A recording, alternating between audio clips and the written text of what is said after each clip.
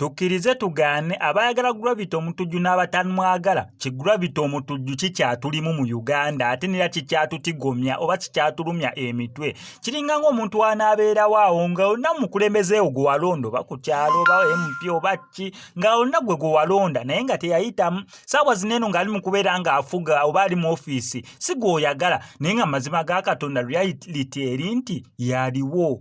gw'otaalonda yali mu kubeera ng'akola ki ng'akufuga kati ne Gravity Omutujju mwenna bamuwalana abamulwanyisa ennyimba simanya ki ekisajja kyakatuvaamu waneno mu ddoozi buli omu ayogera ku ddoozi bagamba oluyimba terunyuma lwabuwemu n'ebisigadde ng'ebyo naye nga ddoozi ogenda ku YouTube ne views zerina that means Gravity Omutujju abeera atulimu singa afulumya ddoozi ne lukoma oba mu views 1,000 oba mmeka ne lutatambula nga nnyimba z'endala awo gamba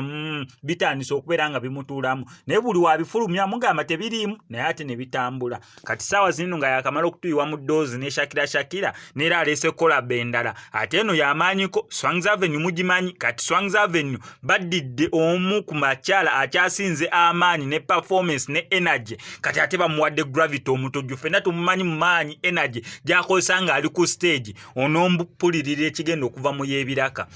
Winnie Nwagi Gravity Omutujju zezimu ku collaboration z'osayinza kwesabira n'ogamba